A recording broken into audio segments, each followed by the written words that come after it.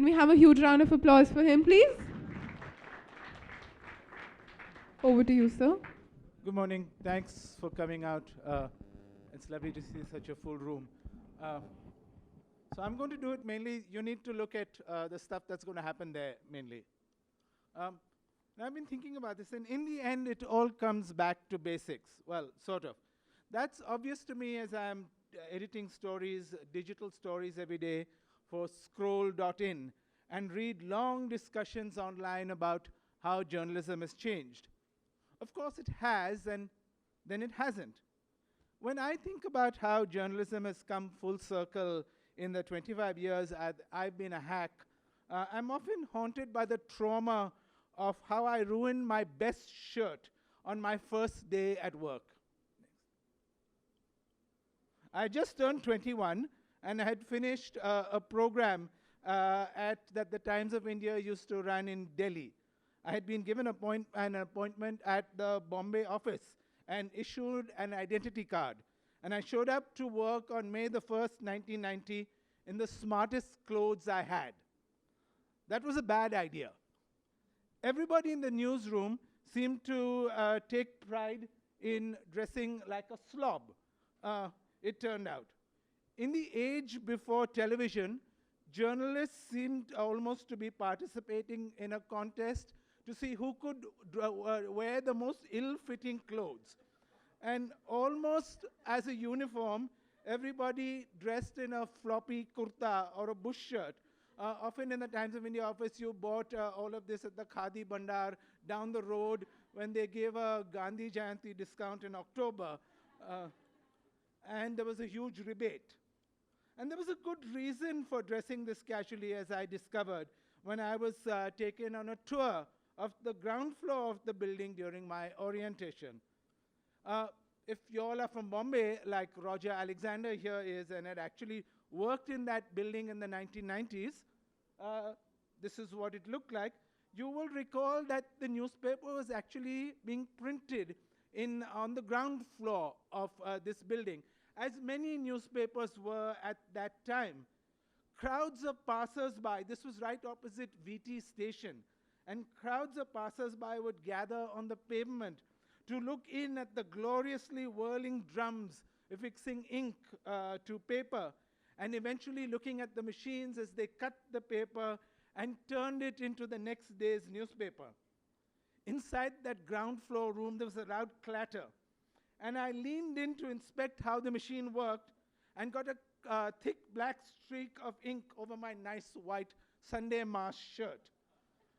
That incident has always reminded me that for as long as the news business has existed, creating journalism has always been a combination of craft and technology. The process would start when reporters typed out their stories. The instructions they would get from the chief reporter was not only about the kind of angle that the stories would take, but the length of them too. Give me 6 inches on the Shiv Sena story, he'd say, or 12 inches on the garbage problem. When you typed out your stories, you knew that for every 4 lines you typed on a foolscap sheet in double space would make 1 column inch when it appeared in the newspaper the next day. The technological aspect, this is what it looked like a little before I joined. The technological aspect of the newspaper was even more pressing if you were a sub-editor, as I was, in which case your job involved laying out stories to be printed. And type was set in frames, as those people were doing, so you knew exactly how many alphabets fit onto the line. This was especially important if you were writing headlines. All the type was fit into frames like this, and if you needed a larger headline, like one that went all the way on the top of the page, that would take fewer alphabets. Each alphabet was given a count. Skinny alphabets like I and J took a lower value, and fat alphabets like M or W took a greater count. You wrote out the headline on a piece of paper and then counted over each alphabet to see if the sheer brilliance of your thoughts would actually be able to make it to print. Since type was cast in metal, there was no way to cheat. Either your headline fit or it didn't. And the ability to write crisp headlines that fit exactly into the frame gave rise to many journalistic legends. M.J. Akbar, for instance, was known to call the desk from whichever party he was at that night and ask for the headline to be read out to him. No, he'd say, change that to 72 points, and he would read out exactly what he wanted it to say, and he had no need to count the alphabets because the way mere mortals needed to do, because he had this ability to know how many alphabets fit into that. Everybody wanted to be a master of that craft and write headlines that were classics like this. Headless body and topless bar. This was in the New York Post. The economy and precision of language were also necessary for another reason. If you were a correspondent away from the head office, you needed to file your stories by telegram often. Across the room from where we sub-editors sat was the desk of the Times of India News Service, and they were putting together stories that were sent in from stringers from Akola and Raipur and Ranchi. Several times a day, a peon would go down to the mailroom and carry up bundles of telegrams tied in white twine. It was almost like putting together a jigsaw puzzle. The news service guys would assemble all the telegrams sent by a single correspondent, the guy from Akola, say, and then put together his telegrams in running order to create a coherent story. The telegraph, as any of you who ever used that machine, was notoriously unreliable. You never knew when the damn thing was going to break down. So more than a century after the telegraph was invented, contemporary journalism continues to use a structure that evolved because of the fickleness of the telegraph. This is what it looked like, and it got phased out only 3 or 4 years ago in some parts of India. In the classic newspaper story, what for the purposes of today's presentation people call now short-form journalism, the first paragraph, what we call the lead, contains all the elements of what you know to understand a situation. The 5 W's and the 1 H. The who, what, where, why, when, and how. If you manage to send off your story with only these elements and then the telegraph machine broke down, at least your reader knew the basics of the story, what you were talking about. After that, every additional detail you sent was a bonus. So this led to the birth of a very strange beast. In classic storytelling, you start at the beginning of a story and end at the end. But in a journalistic story, you give away the end and then work your way down to the beginning. This is called the inverted pyramid. Can you change the slide? We start at the top with the most important details and then work our way down to the bottom. Journalists love to create mythologies about ourselves. And so there's a whole set of stories about revolving around the telegraph machine and how it's being used creatively. Like when I joined the Associated Press, everybody talked about how when Kennedy got shot in Texas, both the Reuters and the Associated Press guys were there. And they both ran to the post office to send out the telegram. The AP guy got there first and said, Kennedy dead. And evidently he had a pocket Bible. And then he pulled out the pocket Bible, ripped off 10 pages and said, also transmit this. So that the telegraph operator would be kept busy and Reuters would not be able to send the story. I thought this was a great story. And then my friends from Reuters said that when they joined, they were told that the Reuters guy got there first, ripped off his Bible, and kept the AP waiting. So we all love to tell stories. But the telegraph also gave us a new set of practices. If possible, you tried not to use the word now, for instance.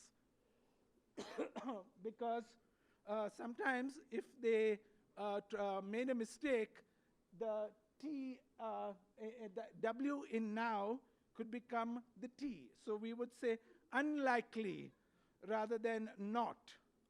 Uh, by the 1960s, editors and some fancy-smancy journalists decided that this inverted pyramid was too old-fashioned for them.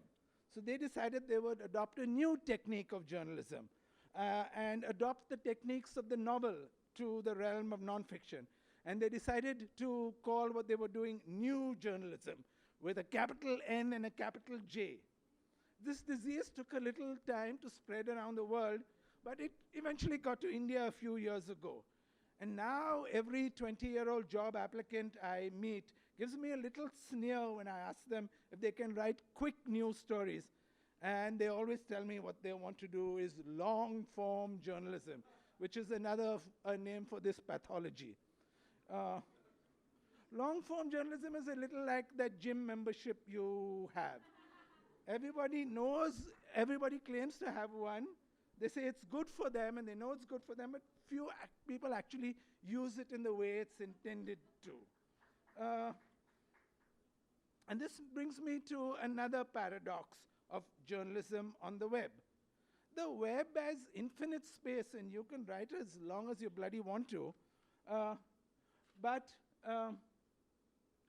Sorry.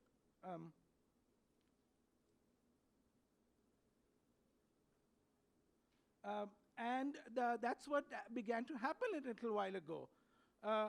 Every girl who went out on a date came back with a long blog post, and every pony-tailed photographer who ate in a restaurant immediately posted long, boring descriptions of his meal and put it on his website. Luckily, a lot of this nonsense has stopped happening, and there's good reason for this.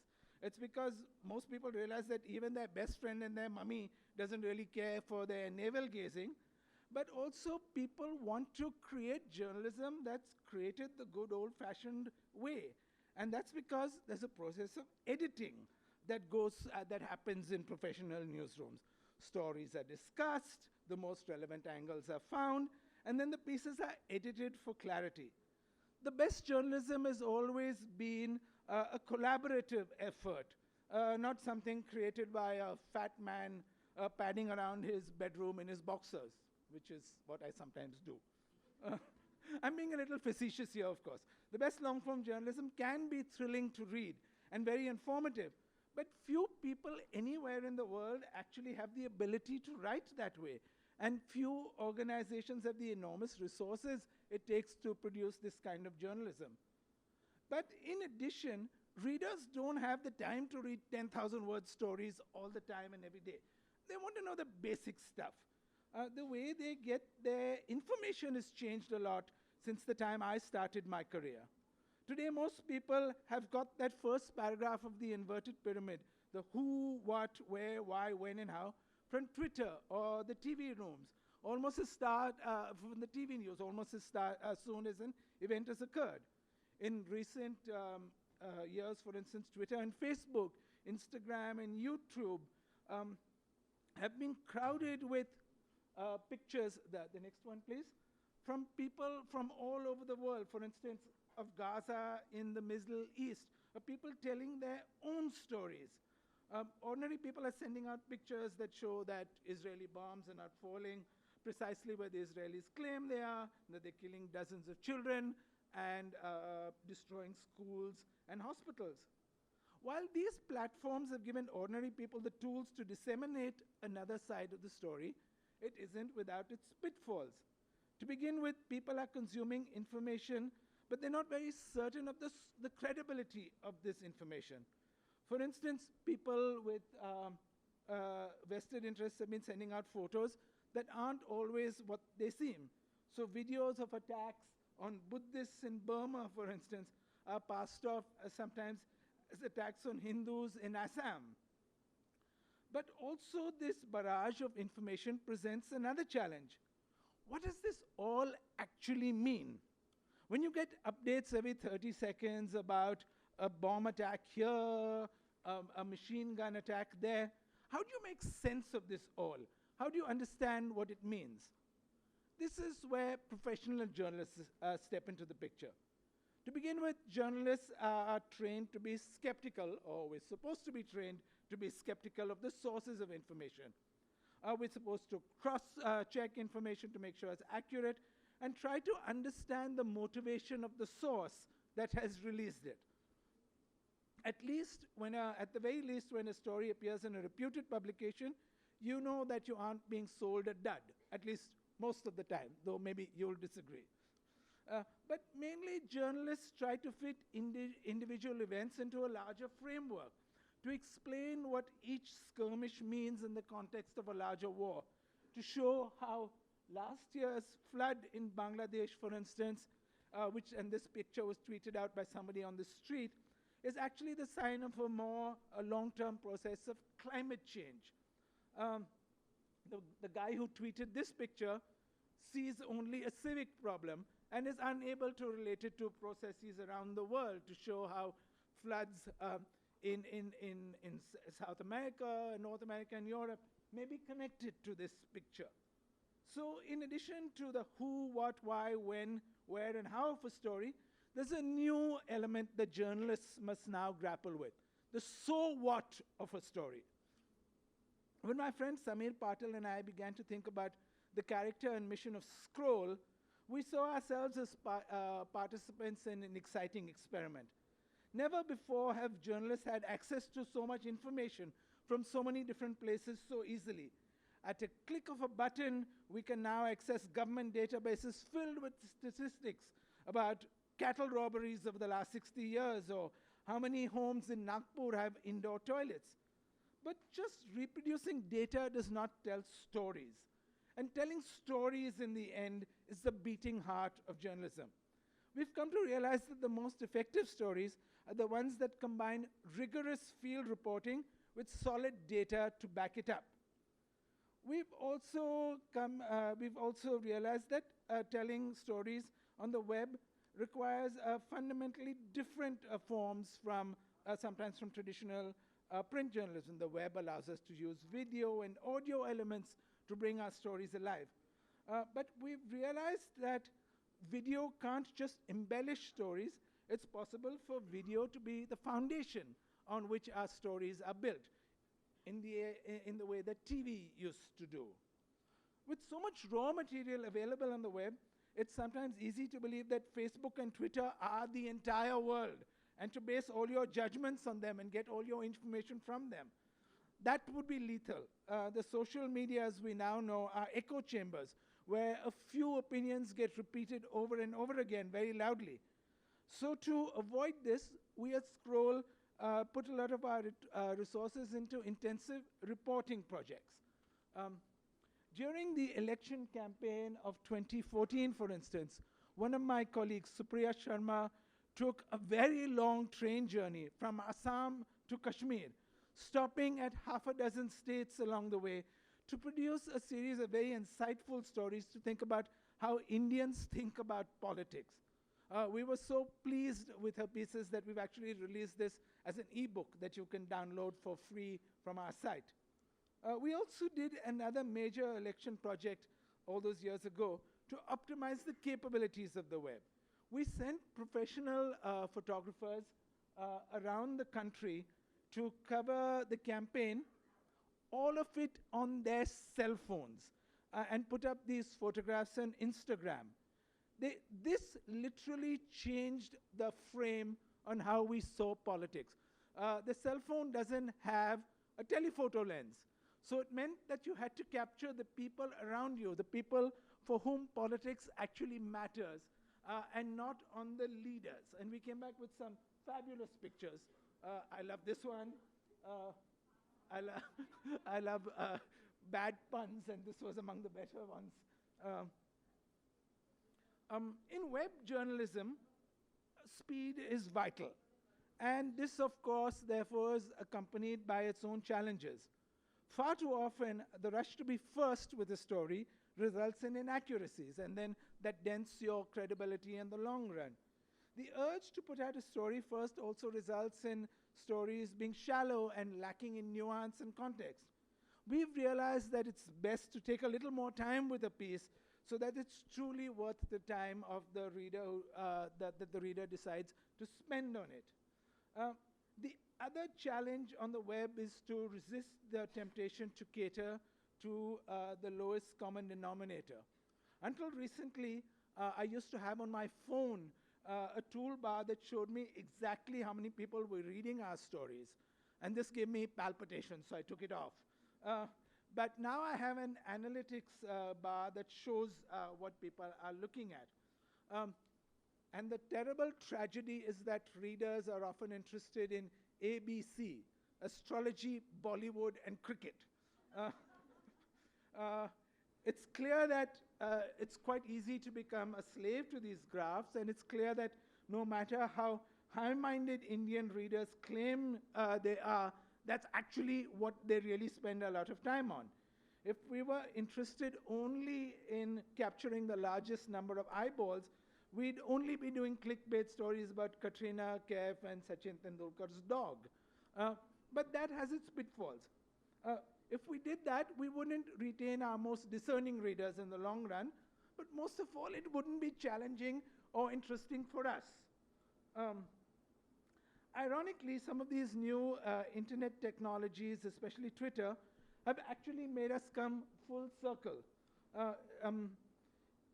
In the old days, as I said, we had to count those alphabets to ensure that our headlines fit into the number of columns it was actually supposed to.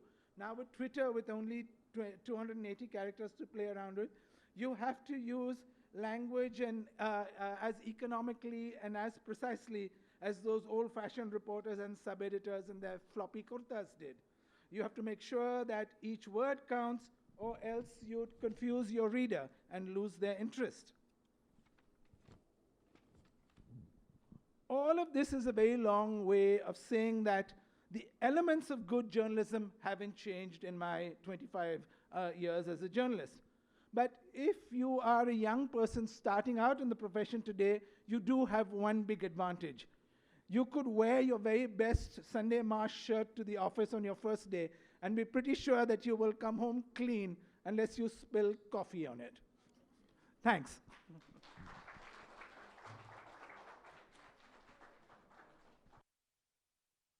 To take questions if there are any. Yeah, back there.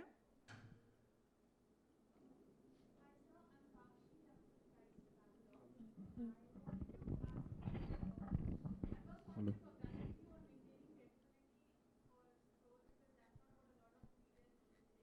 If you read our Twitter feed, you would think we have absolutely no credibility. But thank you for that. No, Because in I'm comparison. a Chrislamo-fascist, which is a wonderful term I've learned recently. Every day, it's a debate about whether the Vatican calls me first or Islamabad calls me first. And depends on who sends the money first, we decide to write those stories. But I'm glad you have another view. Moving on. Sorry. It's the Pope calling me to send me my money. Sorry, go ahead.